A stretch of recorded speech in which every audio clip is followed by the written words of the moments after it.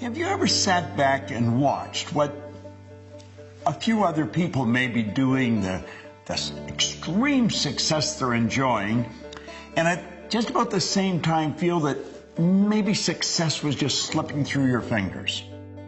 Why does that happen? How does a guy like me, no formal education, no business experience, earn millions of dollars, build a business that operates all over the world? I don't have any special talent and ability. I've just got some phenomenal information that I've gathered over the past 52 years. And you can have it. When we fully realize that thought causes all, we'll know there's never any limits. But we ourselves do not impose. It starts inside. Your life to this point has been controlled by a paradigm, and so you've been thinking thoughts that are in harmony with the paradigm. That is why we keep getting the same results over and over and over again. The terror barrier bounces up, and you bounce right off the damn thing. If you can build the fantasy, and you can turn it into theory, I guarantee it will turn into a fact. I went into companies, and I started to show the companies how paradigms was controlling the productivity. And you know their sales went up by hundreds of millions of dollars. Do you think the Wright brothers were being logical? Do you think they were being realistic? They weren't scientists. They were bicycle mechanics in Dayton, Ohio. What do you really want? Go lay under a tree somewhere. Don't even talk to anybody. Let your mind wander. Let it take off. Martin Luther King didn't have a plan. He said, I have a dream. You gotta have guts. Don't throw your wants. Don't leave your wants on the table. For goodness sake, take a run at it. Now, I want you to go and sit down at that table, and you pick up those dreams that you've left sitting there for a while. You say, no more. I'm alive, I'm awake, and I'm on the move, baby.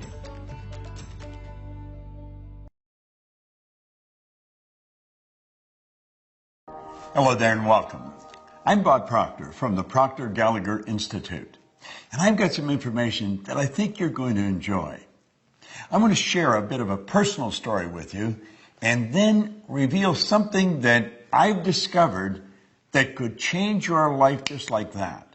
Have you ever sat back and watched what a few other people may be doing, the extreme success they're enjoying, and at just about the same time feel that maybe success was just slipping through your fingers? If you feel that your success has been slipping through your fingers in your relationships with loved ones, maybe your own children, maybe your business associates, or if you feel success has been slipping through your fingers insofar as your business with your income, if you feel success of any kind has been slipping through your fingers in an area, maybe in sports or some area that I have not mentioned, I want you to go immediately. Don't put it off. Don't think you have something else to do. Do it right now. Sit down and take a pen and a pad and focus on that area that you want to change. And I guarantee you, if you can isolate what you want, I can show you how to get it.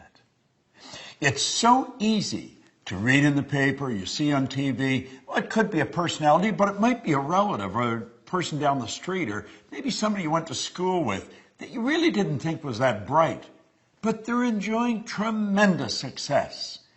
And you just seem to be getting the same results all the time. Well, I discovered something. It took 9 years of intense research on my own personal part. But when I discovered it, I thought I had the keys to the kingdom. And all I wanted to do was share it with other people. So I'm going to ask you to open your mind a little and really become super honest with yourself.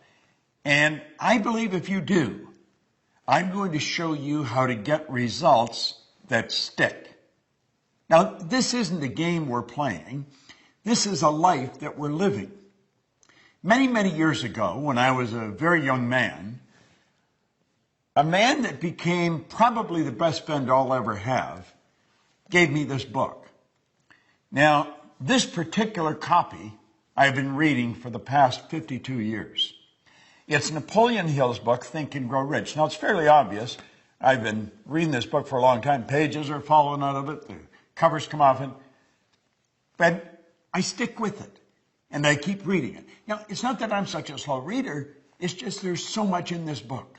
And I have found that regardless of what level of success I may enjoy, I can always find how to raise the bar through studying some of Napoleon Hill's material. Now, let me go back to the time I was a little kid. And this is the part I think probably that you'll be able to relate to. I did things I didn't want to do, and yet I was doing them anyway. And I'd get caught, and the teacher would say, "Why did you do that?" I say, "Well, I don't know." "Well, what do you mean you don't know? You know better." "I know." "Why'd you do it?" "I don't know." And quite honest with you, I don't know, or I didn't. And I go home and my mother would go through the same deal when I did something. "Why did you do that?" "I don't know."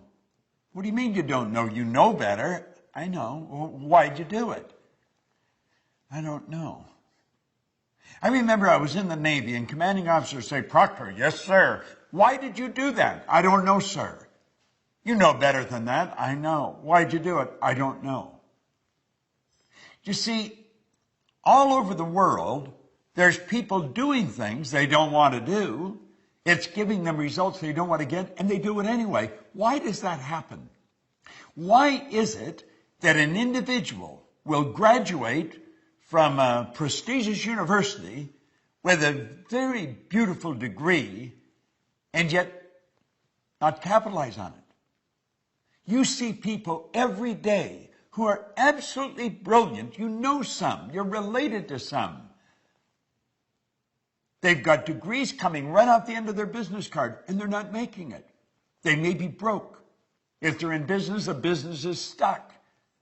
Why does that happen? Well, I found out because of what happened to me reading this book. You see, when I started to read this, everything in my life started to change. Now, I was given a directive by the man that gave me the book, Raymond Douglas Stanford, and he said, "Bob, if you do exactly what I tell you, until you find out I'm lying or I don't know what I'm talking about," he said, "you'll get results that shock you." Now, I've got to tell you, up to that point, I had been going down many roads, and they were all wrong roads. I was 26 years old. I had never held a half-decent job. I was earning $4,000 a year, and I owed $6,000. I just wasn't making it. I was stuck. And it had always been that way. And I didn't know how to change it. I wanted to, and I didn't know how. And he said, "Do exactly what I tell you." Well, you know, from the time I picked this up to 1 year later, my income changed and my life changed like night and day. Now, you know, it's almost like daytime becoming night. You don't really notice it happening. Just notice, my goodness, it's dark out already. Well, that's the way my life changed. And I went from earning $4,000 a year, which was the most I'd ever earned up to that point, and I took it up to $175,000 a year. Now, you may be wondering, what was I doing? Because I'm going way back to 1961. I found out that it really doesn't matter what you're doing. Well, it does, but for the most part, it doesn't. What matters is how you're doing it. You see, when I read that book, I set a goal. I wanted to have $25,000. I gave myself a decade to do it. I really didn't believe it would happen. And I started cleaning floors on the side after my normal job, just to make a couple extra dollars. I ended up cleaning floors in Toronto, Montreal, Boston, Cleveland, Atlanta, London, England. My income shot up to over $5 million. And I didn't know what I was doing. I had to figure it out. And I sat down and I started to think, what happened? I had been raised to believe much the same as you've been raised to believe. If you're going to earn a lot of money, you've got to be really smart. But you know something? I knew I wasn't very smart. And I'm not putting myself down. I just knew I wasn't very smart. But I was earning a lot of money. Now, I'd also been raised to believe if you're going to have a good job or get a good position, you've got to have a good formal education, go to school to get a degree. I didn't go to school. I got kicked out of school after 2 months in high school. Now, I was happy about it, but so were they. See, I was really a misguided kid. I didn't have any formal education. I didn't have a good position. I owned the company. Now, you've got to admit, that would cause any thinking person to be a little confused. And I couldn't figure out what happened, but I wanted to know. I wasn't satisfied just with the fact that I was winning. I wanted to know why I was winning. And so I began to study. And I have never stopped. Now, one thing led to another, and I ended up walking away from my own company and taking a job. I took cut from income from a few $100,000 a year to $18,000 a year. In 1968, I went to work for the Nightingale-Conant Corporation. Now, Earl Nightingale and Lloyd Conant became my personal mentors. And of course, because of my association with them, I became exposed to some absolute giants in the area of personal growth. Now, this is a way back when personal growth as an industry was really just beginning to start. I was selling records when I got into this business, long playing records. But I never stopped studying, and one thing led to the other, and I finally got the dots to connect. And when I got it connect, it was so obvious I was missing it. I want you to let your head represent your mind. Now, first of all, nobody's ever seen the mind. Mind is activity. Mind is not a thing. Your brain is not your mind. Your brain is an electronic switching station that alters the vibration you're in. And the vibration you're in dictates what you attract, but that's another subject. I want you to let the top half of your head represent the conscious mind, the bottom half represent the subconscious mind. Now, it's the conscious mind that school focuses on. That's where we gather all the information. If I could show you a graphic, you would see the conscious mind loaded with books, and the subconscious mind has a paradigm locked up in it. Now think of that for a moment. Do you know that your paradigm controls your vibration, it controls what you attract, and it also controls what you do? It literally controls your behavior. If you look outside at your results are nothing but the manifestation of your paradigm. And when you go to change your paradigm, which is something you must do if you want to change results, I'm going to tell you, you're in for the battle of your life. Paradigms do not want to be changed. There's an old saying, I've heard it many times over the years, habits die hard. So you have to ask yourself, what is a paradigm? A paradigm is a multitude of habits. They're ideas that are fixed in your subconscious mind, and when all brought together, they're called paradigms. So the paradigm is like a cybernetic mechanism. It's a control system in your subconscious mind. And the wisest among us sometimes do not understand that. So they don't understand how to change it. You see, unfortunately, school doesn't teach this to us. If you're having trouble in school, they tell you study some more. And so you pile some more information. But that doesn't change the behavior. If the teachers, if the parents only understood the report card is a reflection of the paradigm, not a reflection of the information that that student has gathered. If the sales manager only understood that the sales sheet is a reflection of the salesperson's paradigm, not what they know about selling. You see, people will study selling. They'll study practice and presentations. They study overcoming objections, and they study closing. And they get it right down to a science. But when they get in front of a prospect, the paradigm takes over. Well, you see, when I learned this, I thought I had made a breakthrough, and I had. But it was much bigger than I thought. I went into companies, and I started to show the companies how paradigms was controlling the productivity in that company, regardless of the size. And one of the first large contracts I had was with the Prudential of America, and almost simultaneously with the Metropolitan Life Insurance Company. They are the two largest insurance companies in the world. And I was showing the agents how to change paradigms. And you know, their sales went up by hundreds of millions of dollars. And I'm not exaggerating. This is all documented. I'm not making up some funny story. This is on the books of the Prudential of America. One retired VP said he thought that Procter raised the sales by $1 billion. Now, I worked all throughout the company. I've worked with companies all over the world, showing the employees how to alter the paradigm. See, employees are the most important thing to a company. Now, companies don't always seem to recognize that. They spend a lot of money on systems, on buildings, on brick and mortar, and on things. The next time you go into a hotel, think of this. If we took all the staff out of a hotel, from the chambermaid to the general manager, you wouldn't have a hotel any longer. You just have a brick and mortar edifice, a building full of stuff. You see, the hotel is the people. I was recently staying in the Ritz-Carlton Hotel. If you ask an employee where something is, they don't tell you, they show you. They have a motto. We are ladies and gentlemen serving ladies and gentlemen. Well, I want you to stop and really think of your results. And then ask yourself, do I know how to get better results? Oh, you do. I'm talking about from relationships to selling to building your business. If you feel, and without any formal education, without any real business experience, I built a pretty successful company. And I have been building successful companies and helping companies change, build bigger companies for 46 years now. There might be one or two people that are still alive that have been out longer than me. You see, I'm going to be 80 on my next birthday. But you want to know something?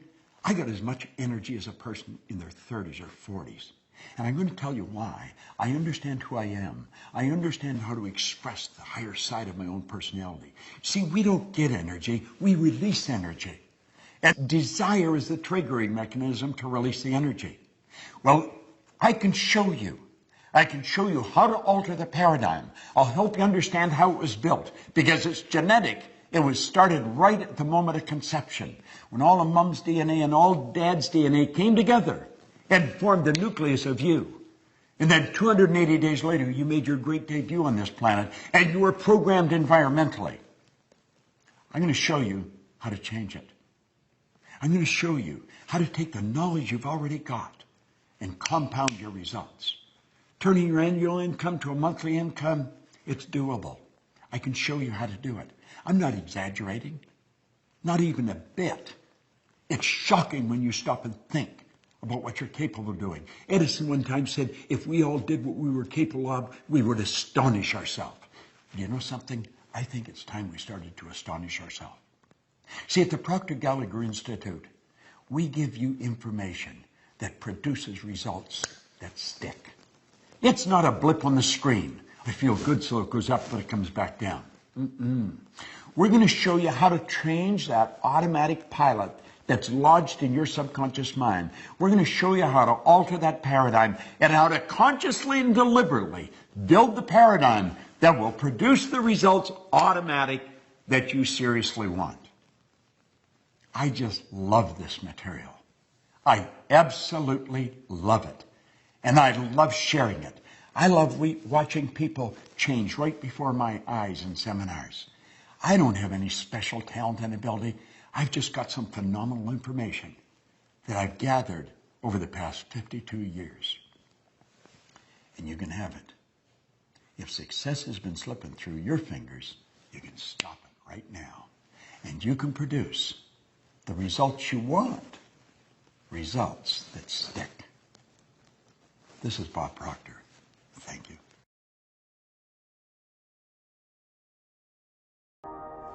Hello there. We're back together, and you're going to love this.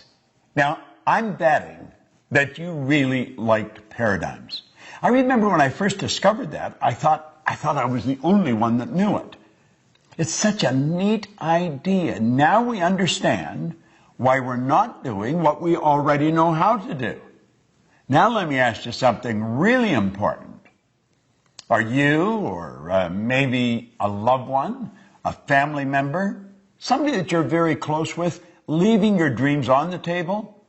Insofar as your money is concerned, or maybe the travel you'd like to do, or relationships that you want to develop, or the health that you really, really, truly want to enjoy, or maybe even your love affair.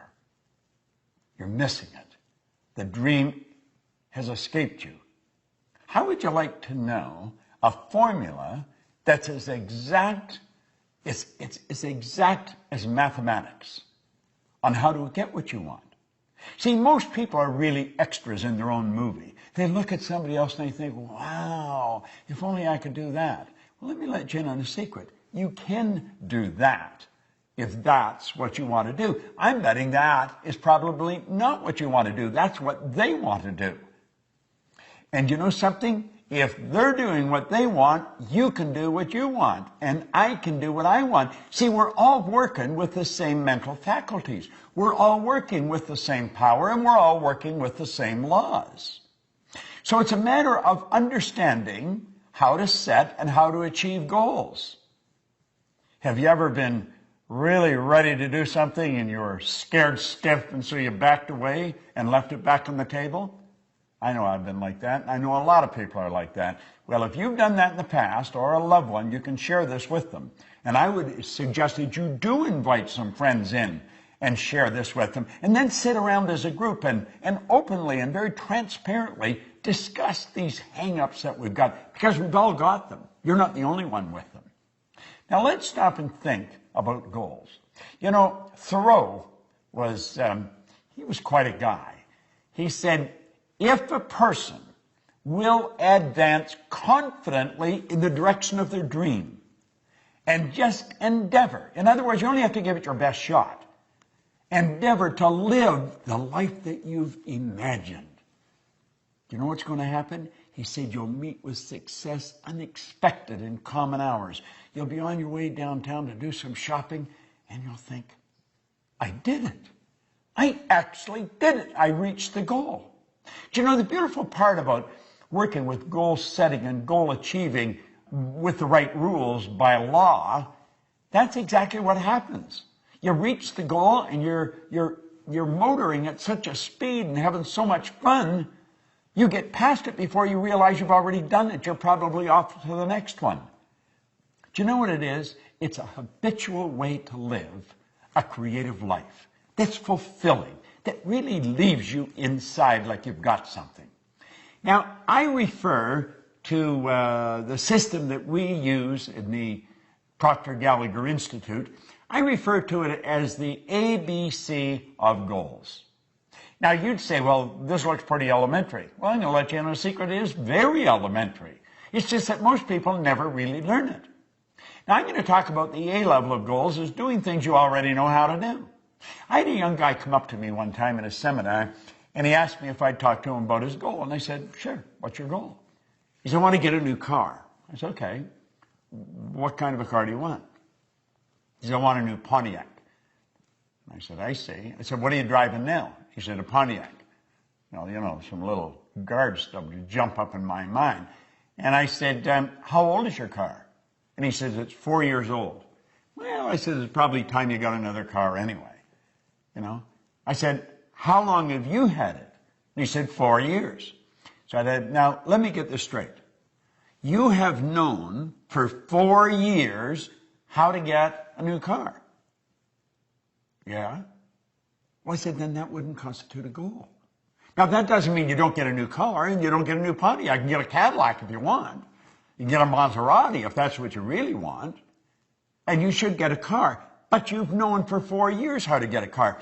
You see, the beautiful part about goals and understanding it is goals are not to get. Goals is not, you don't set goals for acquisition. You set goals to grow.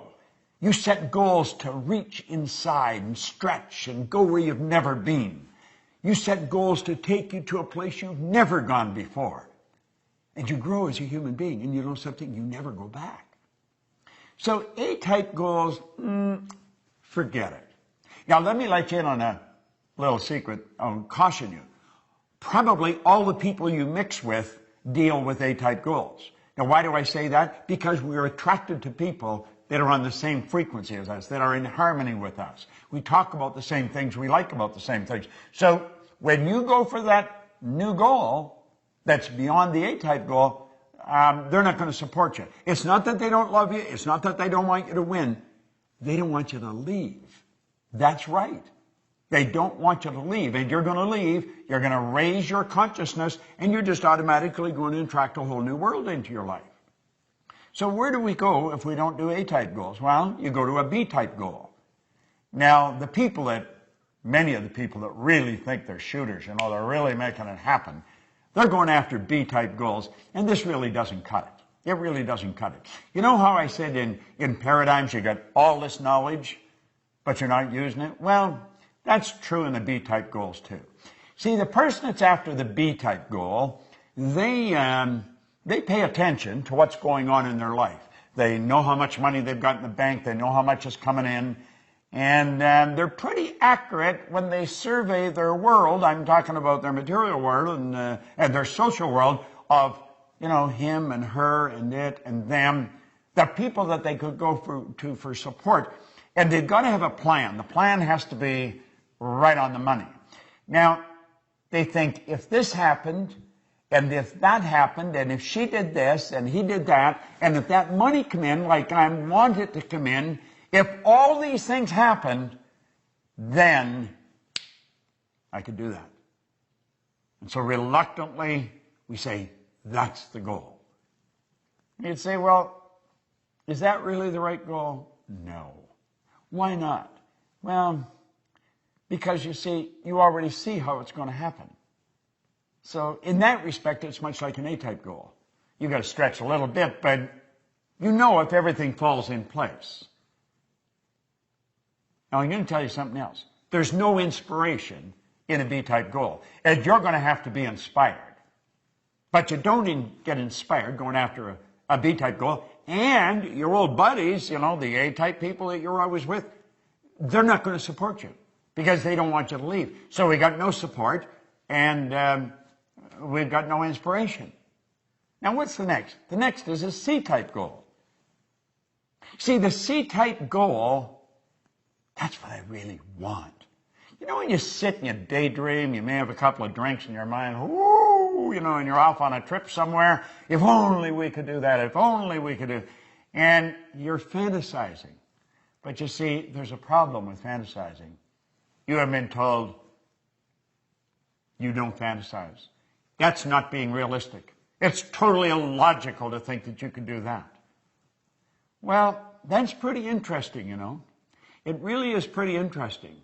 Because if you go back and you study in history and you take a look at the people that have really made their mark, they've been ordinary Johns and Marys who have done something that changed the entire world. Now, you'll often hear people say, well, one person can't change the world. I'm going to tell you something. One person changed my world. And I'll lay you odds, you get locked into this and you share it, and they're going to say you've changed their world. See, we've got to be able to get beyond that barrier of logic. We've got to break through that paradigm. That line that separates us from what we want? It's a paradigm. That's all it is. Do you think the Wright brothers were being logical? Do you think they were being realistic? They weren't scientists. They weren't aeronautical engineers. They were bicycle mechanics in Dayton, Ohio. But they were going to fly. Now, even their daddy was a bishop in a church. He told them they were going to burn in hell for even suggesting that they could fly. But and I know, they introduced us to the kingdom of flight. And it wasn't that many years until we were on the moon. Now think, they crashed right through the logic barrier. They went right through it. They didn't let it stop them. Now you may say, but they're different than me. Well, they probably are. They didn't leave their dreams on the table, and you may be leaving your dreams on the table. Get them off the table. Get them back in your mind. Fall in love with them. Plant them in your heart. What did Solomon say? As a person thinketh in their heart. You've got to get emotionally involved with this.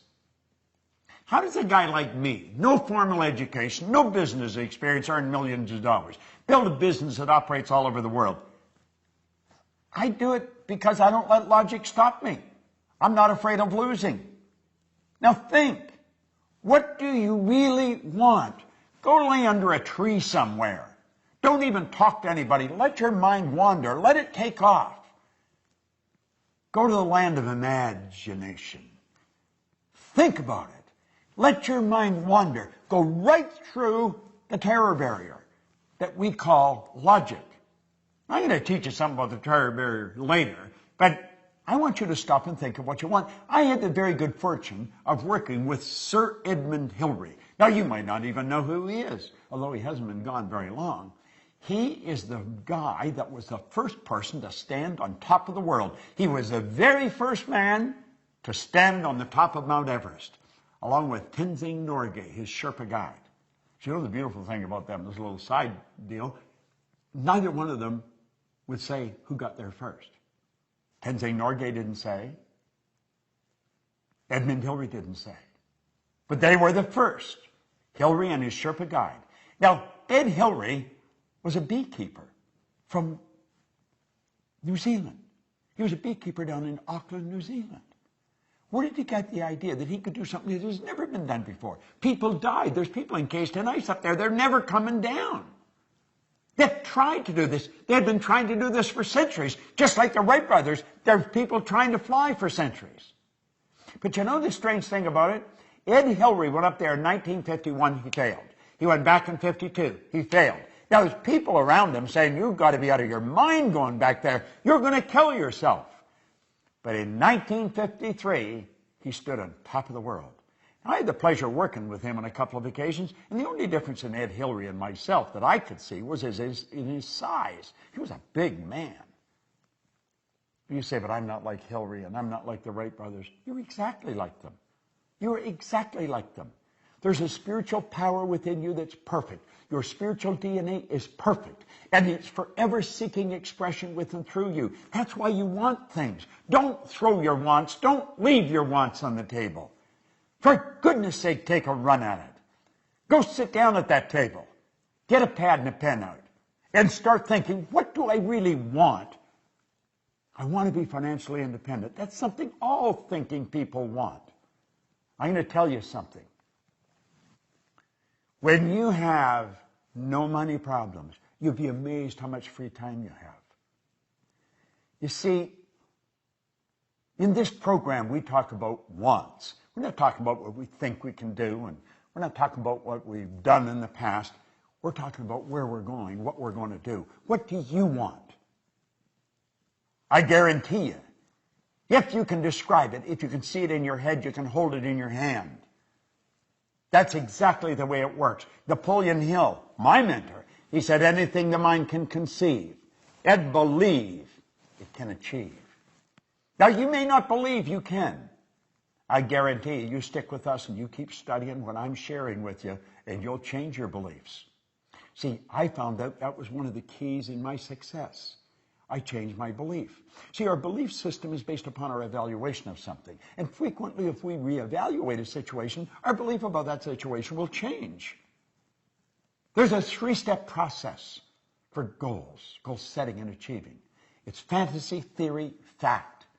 You've got to build the fantasy. And it's okay to say that it's just a fantasy. That's where everything starts. That's where your clothes started. You probably have synthetic fibers on. We didn't always know how to do that. The building you're in, the air conditioning, the heating system, your cell phone, your computer. The fact that I can shoot this here and you can sit there and watch it. We weren't always able to do this. Somebody fantasized. And then they turned their fantasy into theory. See, they went from using their imagination and they began to use their reasoning factor, and they started to add thoughts to it. And they started to bring it together. And they started to give it some serious thought. It's like Hillary said, I bet I can get to the top of that mountain. Everybody's saying they're crazy. But they didn't know what he could see. He could see what they couldn't see. The Wright brothers. One was saying to the other, I see it, brother, I see it, I see us up there. And when they got up, they were only up for 14 seconds. And somebody said, yeah, but their first flight was only 14 seconds. And they said, we not only got up there, but we stayed up there for 14 seconds. See the difference in perception, in attitude? Don't listen to anybody else. The only person you want to listen to is somebody that's accomplished more than yourself and know that they're no better than you. Listen to them. Do what they tell you. I know how to win. If you can build the fantasy and you can turn it into theory, I guarantee you it'll turn into a fact. You hold the idea in your mind and it must manifest in form. That is an absolute law. The wealthiest man in the world in 1908 really started this movement that we are talking about today. Andrew Carnegie told Napoleon Hill, he said, any idea that is held in the mind, that's emphasized, that you fall in love with, that's either feared or revered, will begin at once to clothe itself in the most convenient and appropriate form available. Now, I want to share something that a lady come up on an airplane and give to me. She said, your materials really helped me.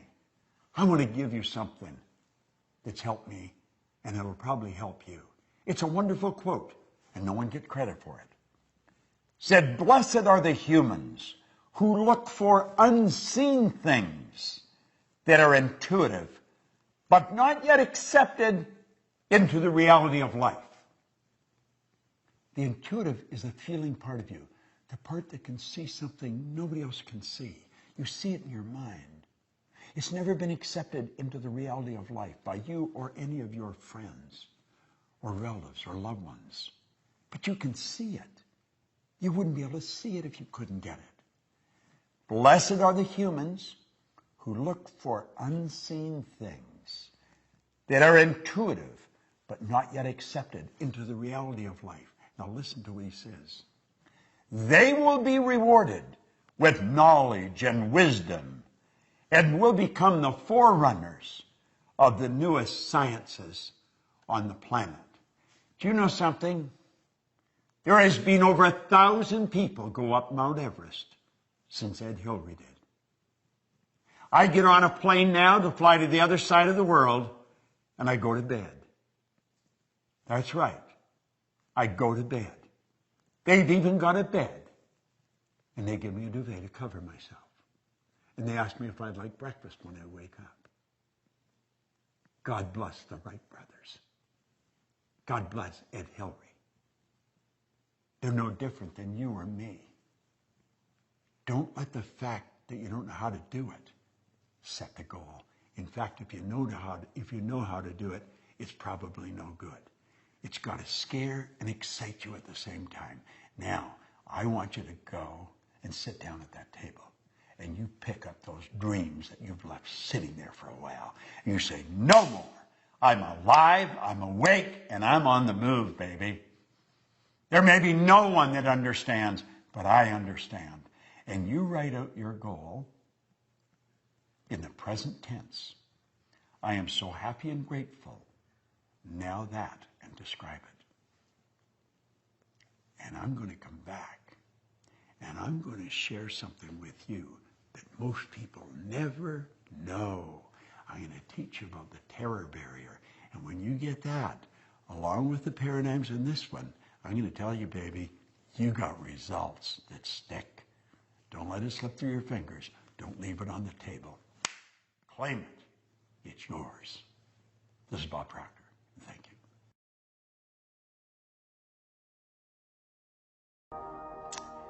Well, here we are back again. Now we've got some understanding of what paradigms are. We know that if you know how to get to where you're going, you're probably going in the wrong direction. You're not going after what you want. See, the beautiful thing about goals is that it's a forever, never-ending experience. You're going on a journey. You're always going where you've never been. That's what life is about. Life is an exciting adventure. It should never be a bore. And it can be, but only if you follow the right rules. Now, I'm betting that you went and sat down again at the table and you picked up your dream and you've itemized it. I am so happy and grateful now that. Now that you've done that, there's a little internal war going to start going on. Because you see, the paradigm is there in your subconscious mind. It controls your vibration, therefore it controls your actions. Now, there was a doctor, I'm going to digress for a moment, and I'm going to share something with you that I consider the most phenomenal idea that I have ever learned. I had been studying this material for a good 9 years, trying to figure out, why was I winning? I was winning, but I didn't know why. And you know something? Most people that are winning don't know why.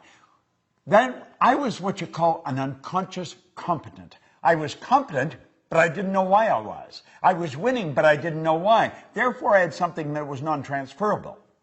You're going to become a conscious competent, and you're going to know why you're winning, and therefore you can share it with your kids, your family, your friends. That's the beautiful part about this. Now, I have to take you back to the year 1934. Long time ago, you've got to admit.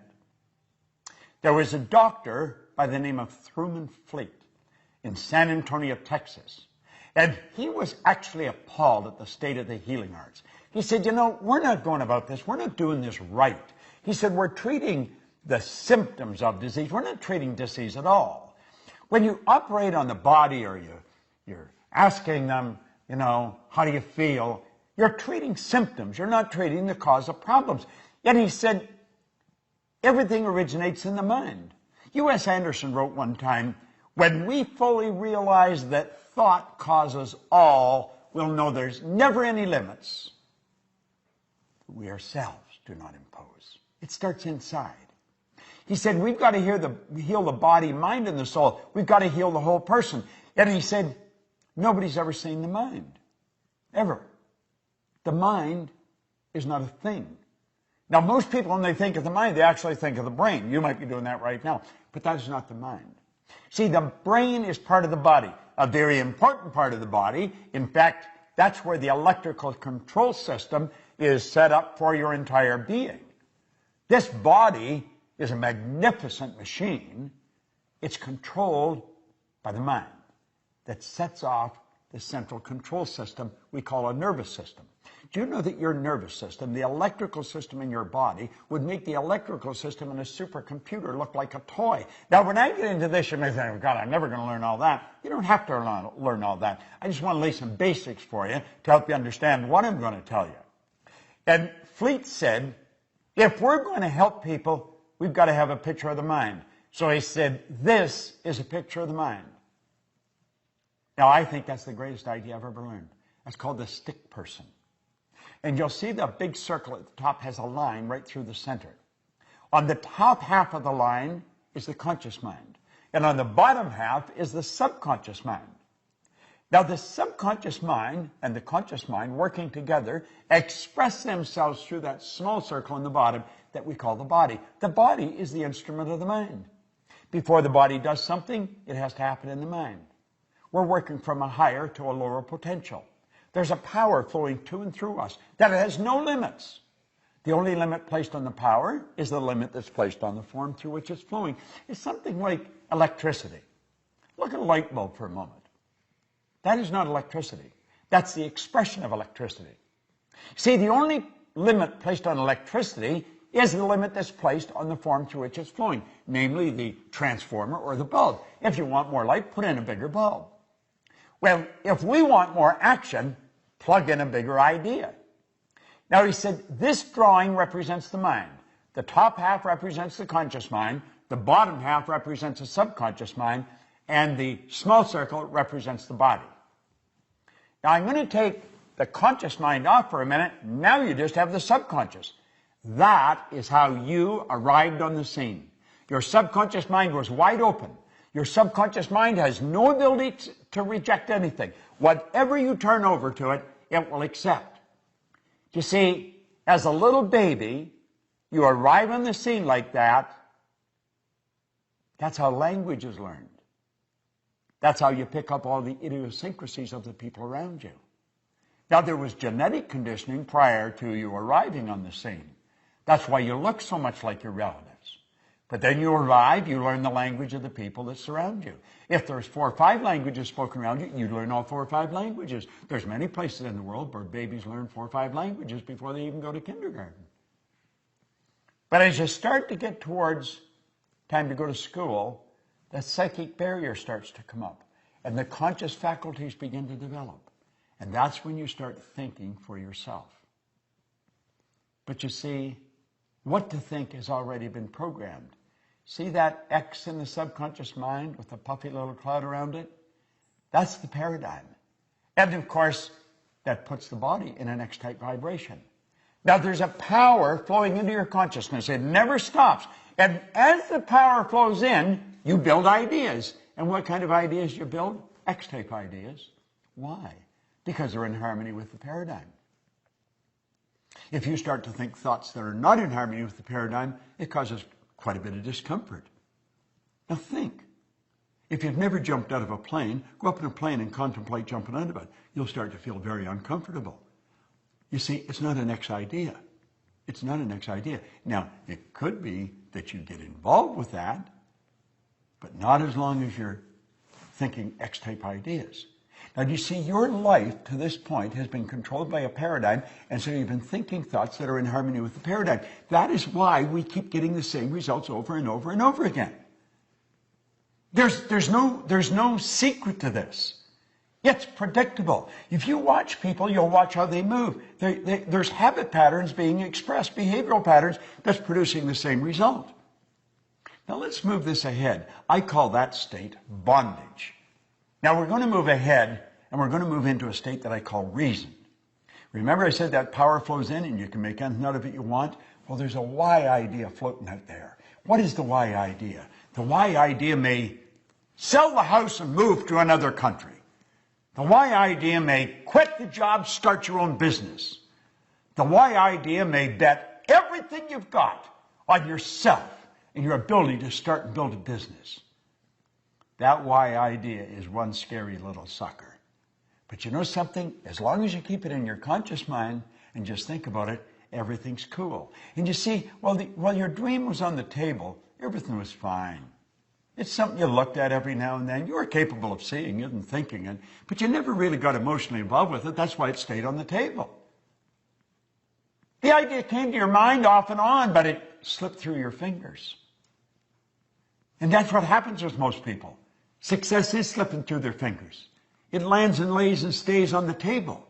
What we want to do is turn that idea over to that power inside. Now, what happens when we do that? Well, let's stop and think of what I said. I said the X energy in the paradigm controls the vibration. Now, on a conscious level, vibration is referred to as feeling. You'll probably want to watch this maybe 4 or 5 times because it probably is foreign information.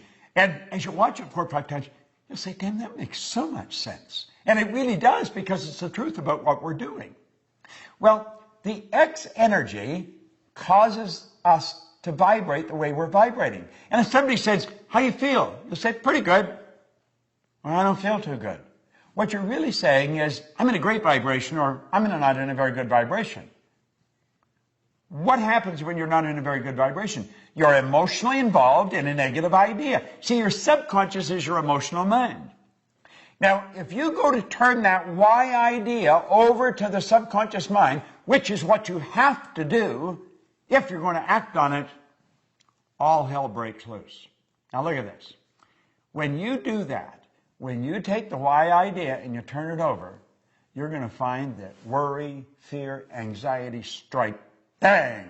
A terror barrier pops up and you bounce off that terror barrier and you go right back into bondage. You think, oh God, I don't really want to do that. I mean, I don't need all that money. And I'd have all those income tax problems. And besides, I don't want to have the responsibility of a company. I may not earn much here, but I feel safe here. That's what keeps most people where they are. You see, the worry is on a conscious level. You worry you're not going to put it all together. Remember, you can't see the results. You can't see how you're going to do it. And that worry instantly turns into fear. You impress worry, and it turns into fear. Now, whatever's impressed must be expressed, and it turns into anxiety. Now, in a future lesson, I'm going to show you where it goes from there. But for the benefit of this lesson, you don't like to stay in an anxious state. And a terror barrier bounces up, and you bounce right off the damn thing, and you go right back into bondage. Have you any idea how many people do that? Have you any idea how many people are doing it today that are just about a 9-iron away from where you're sitting? Your friends, your relatives, people that are absolutely brilliant. And you'll look and you'll say, you could do that without any trouble. You're so smart. We think they can, but we can't. Do you want to know something? You're every bit as smart. All the knowledge there ever was or ever will be is locked up within you. Now think about what I'm saying. All science and all theology, the only two sources of reference we've got to go to, tell us that we've got deep reservoirs of talent and ability within us. We're spiritual beings, and our spiritual DNA is perfect. There's perfection within us, and Spirit's always seeking expansion and fuller expression. There's something in you that wants to express itself in a greater way. There's something in you that wants you to reach, that wants you to stretch, that wants you to get out and do something. But that terror barrier, boom, every time you think of doing it, it scares the daylights out of you. See, the XY energy doesn't mix. It's opposing energy. It sets up a foreign vibration, and it causes a very uncomfortable feeling. I want you to think of this for a moment. I want you to imagine that maybe we're at the end of the road. The two of us. We may be buddies, but we're at the end of the road. Now, you know when you get to the end of the road, if you're here for a long time, you could end up where your mind is as sharp as a tack, but the body just isn't cutting it.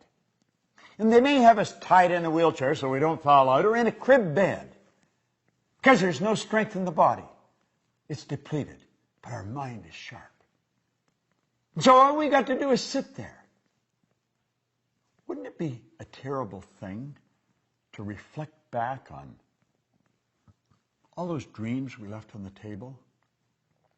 Wouldn't it be a terrible thing to sit there and say, I wonder what would have happened if we had moved there? I wonder what would have happened if I had built that company. I wonder what would have happened.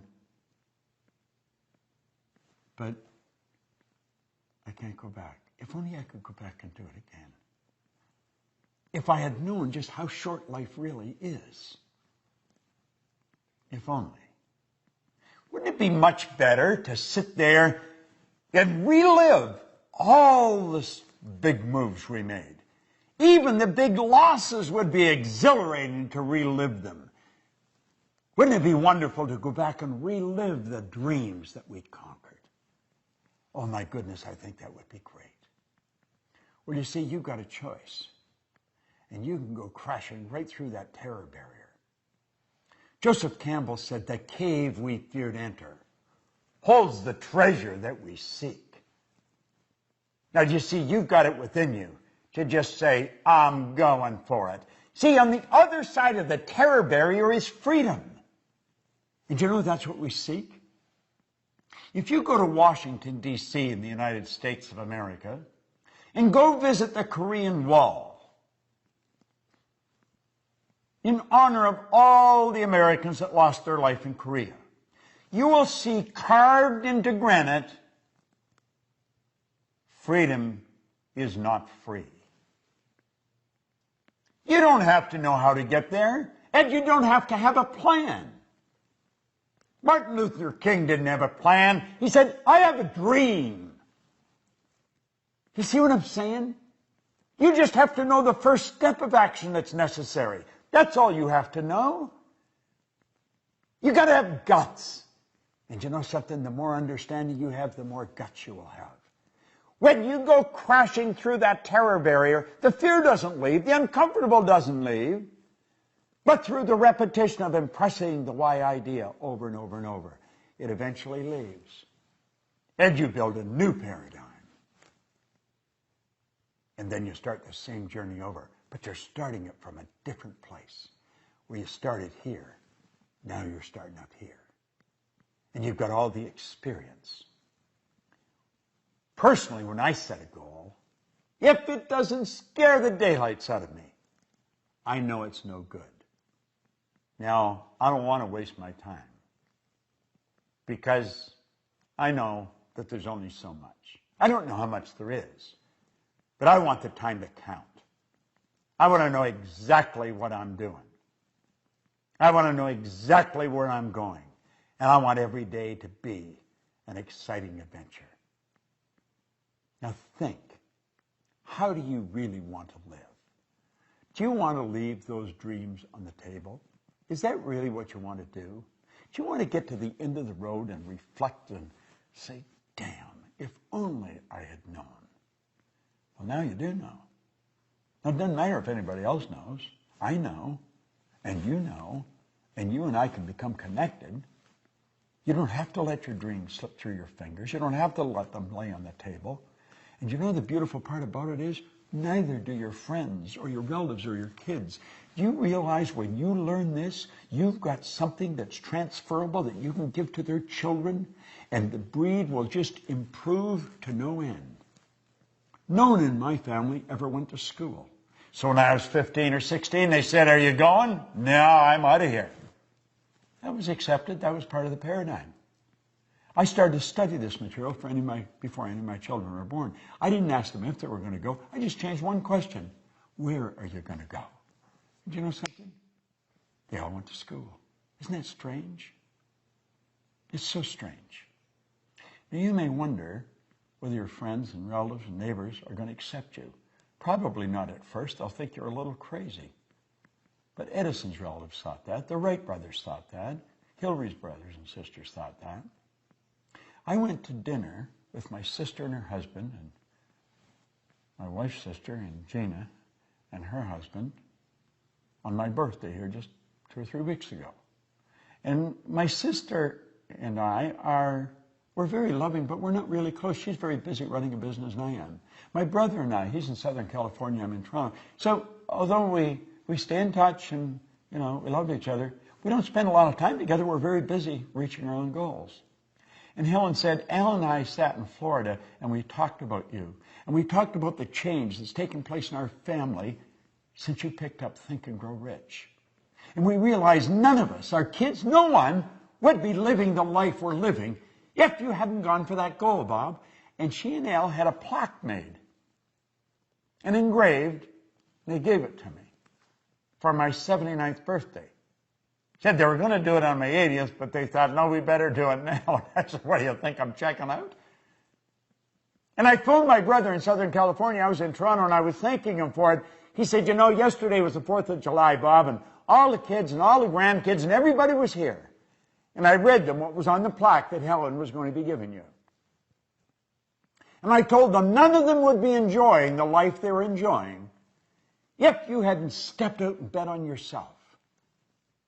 I felt so good. My sister said, my kids wouldn't be doing what they're doing. Her young daughter, Carolyn, came to seminars and she was just a little kid. And she made up her mind she wanted to be a lawyer and she wanted to be a judge. She is a Supreme Court judge in Canada today. Her son runs a multi-million-dollar business that my sister and her husband started. You have no idea who you're impacting. You have no idea how many people are watching you. They thought I was crazy. But when they saw I wasn't, they started to follow me. You go, they'll come. You've got more power in you than you'll ever use. God's gift to you is more talent and ability than you'll ever use in your lifetime. Your gift to God is to develop as much of that talent and ability as you can in this lifetime. Never let the terror barrier stop you. You go up against it and you crash right through it. That's why I'm here. I'm here to grow. Goals are not to get. Goals are to grow. The getting is just a side benefit. And remember, everything you own at the time of your death is going to belong to somebody else. You never own it, so don't ever let it own you. But don't sit back. Step out. Bet on yourself. Build that dream and go for it. Now you watch this. You watch this video. You watch all these videos you've received. You get very involved in this program that we're laying out. And you will come up with results that stick, and so will your brothers and sisters and family and friends. Because they're watching you. I'll support you. The Procter Gallagher Institute is here for one person, to help people do what we've done.